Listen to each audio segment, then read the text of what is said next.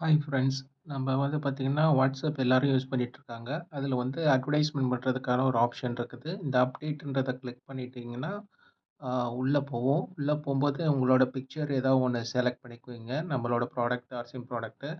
அதுக்கப்புறமா அதில வந்து பார்த்தீங்கன்னா, கான்டாக்ட்ஸ்ன்னு இருக்கும். அந்த கான்டாக்ட்ஸ் கீழ அத கிளிக் பண்ணீங்கன்னா, மை கான்டாக்ட்ஸ் இருக்கும். அப்புறமா அலோவ் ஷேரிங்ன்னு இருக்கும். அலோவ் ஷேரிங் ஏற்கனவே ஆன் ஆயிருக்கனால அத ஆஃப் பண்ணிட்டு திருப்பி ஆன் பண்றேன்.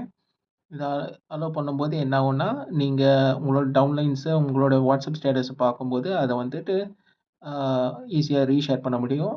அதேமாரி இந்த ஆன் Facebook, Instagramலாம் ஷோ ஆயிருக்குல்ல, அது பார்த்தீங்கன்னா, ஏற்கனவே இந்த நம்பர்ல நீங்க ரெஜிஸ்டர் பண்ணி வச்சிருந்தீங்கன்னா, உங்களோட Facebook, Instagramல டைரக்ட்டா உங்க ஸ்டேட்டஸா வந்து அ போஸ்ட் ஆயிடும்.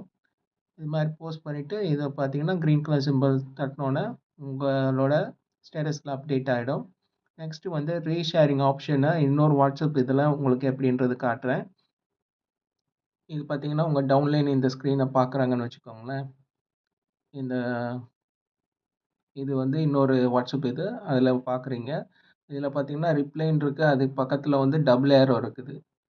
இந்த டபுள் ஏரோ வந்து கிளிக் பண்ணும்போது பார்த்தீங்கன்னா, அதாவது உங்க டவுன்லைன்ஸ் அதர் பெர்சன் பார்க்கும்போது, அத கிளிக் பண்ணும்போது அப்படியே ஆட்டோமேட்டிக்கா இன்னொரு அவங்க வாட்ஸ்அப்ல ஷேர் ஆயிடும். யூஸ்